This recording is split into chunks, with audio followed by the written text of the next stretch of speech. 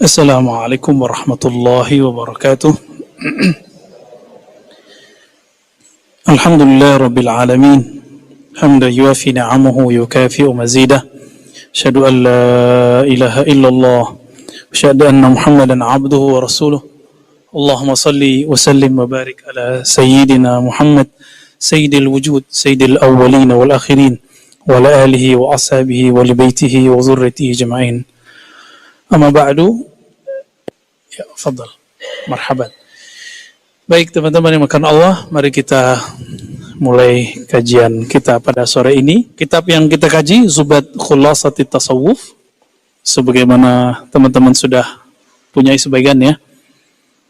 Di pekan lalu kita sudah menghantarkan mengenai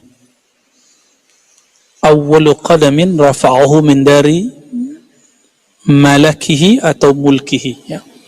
Jadi alam pertama yang kita sedang jejaki ini disebut alamul malak. Pengantarnya kemarin. Jadi pengantarnya udah bikin kita mabuk. Alamul malak. Disebut juga alam nasut. Nah, di sini akal bekerja. Alam nasut ya.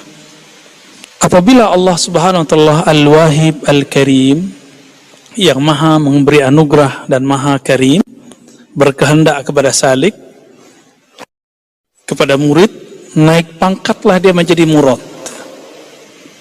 Masih ingat? Awalnya dia murid. Apa arti murid? Orang berkehendak usul ilallah, hendak sampai kepada hadirat Allah Subhanahu wa ta'ala. Maka dia berjuang untuk meristirahatkan akalnya supaya akalnya lebih kuat. Jadi afala ta'aqilunnya lebih kuat. Tadinya dia berakal dengan materi, sekarang berakal dengan immateri, yaitu qalbu. Ya. Maka Allah angkatlah dia dari alamul malak, alam syahadah, alam nyata, pindah ke alam malakut. Malakut disebut alam malaikat. Itu sebabnya Sayyidina Ibn Abbas itu Allah izinkan melihat Jibril 2 kali. Para malaikat zikirnya zikir jahar itu. Subhanallah, alhamdulillah, wa la ilaha illallah, wallahu akbar. Nah, itu zikir-zikir malakut. Jadi malaikat itu ada yang min awwal ma khuliq. Awal dia dicipta, itu zikirnya subhanallah sampai nanti.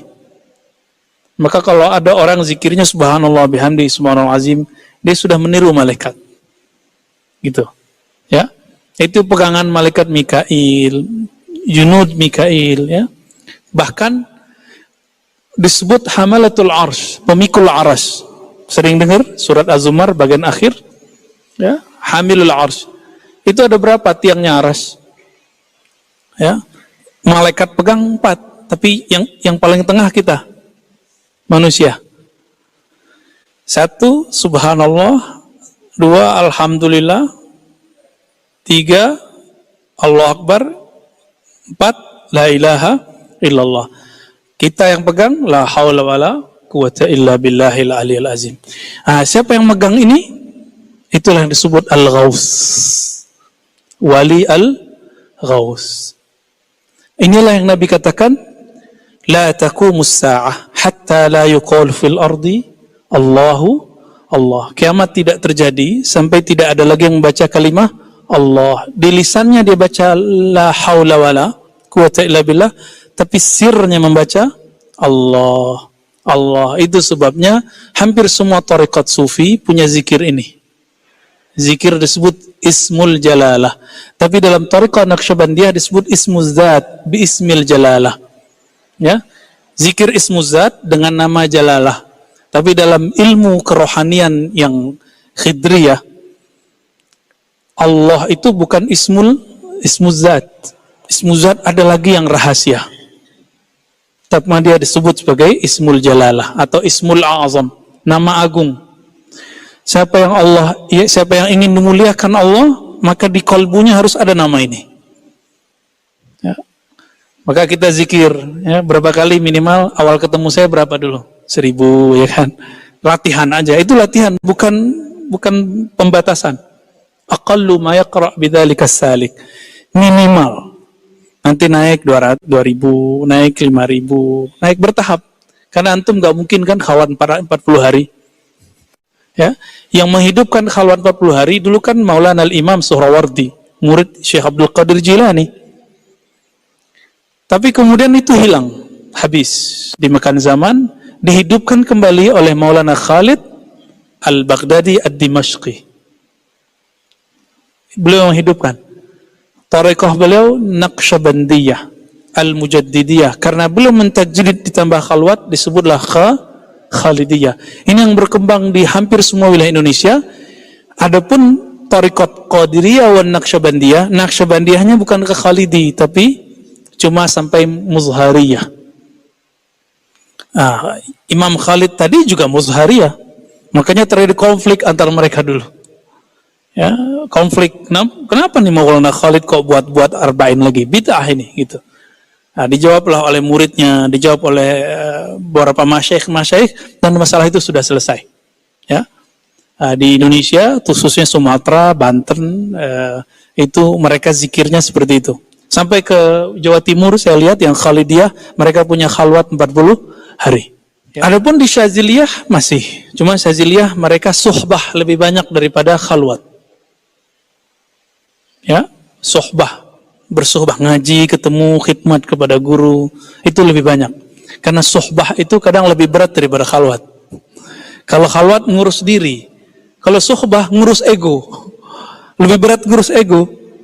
Ya, antum harus nanggalin jubah-jubah keilmuannya, gelar-gelarnya, gelar-gelar ilmiahnya, gelar-gelar kiainya, copot semua itu, baru benar suhbahnya.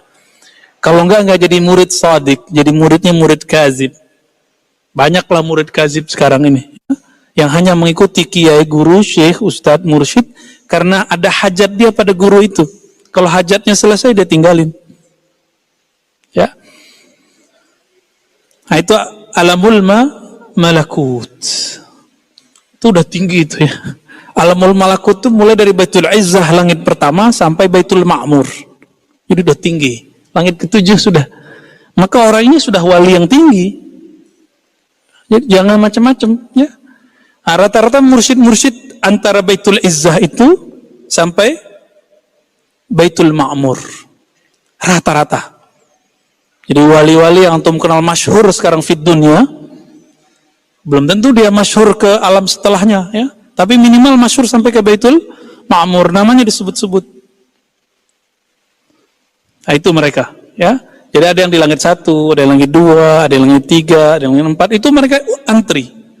Kalau selama di dunia mereka riyadhah zikir, lalu dapat ijazah dari gurunya, makomnya baru di Baitul Izzah langit pertama, udah jadi guru. Enggak diteruskan riyadhah dan ma'rifatnya. Jadi enggak cukup riyadhah, ma'rifat yang paling penting. Maka mereka ya nanti kalau meninggal nyari guru lagi di alam barzakh.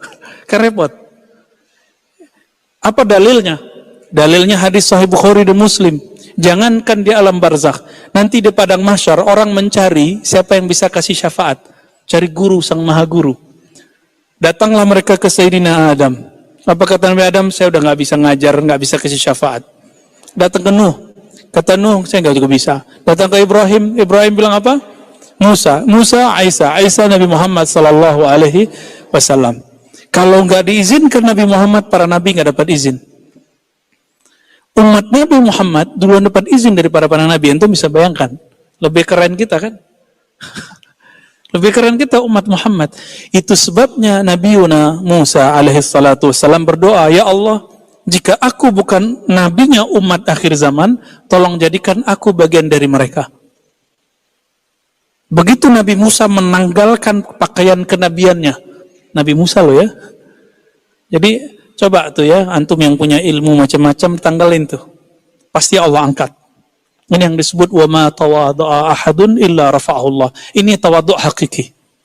Tidaklah bertawadhu' seseorang, tidaklah seseorang menanggalkan egonya, jubah-jubah dirinya. Saya murid si fulan, saya dapat ijazah dari fulan, saya tamat di sini, saya tamat di situ, saya hafiz Quran, saya hafiz hadis, saya jago fikih. Tanggalkan itu, baru sah disebut bersuhbah. Nanti orang ini Allah sendiri akan naikkan dia. Semoga kita termasuk mereka. Amin ya rabbal alamin.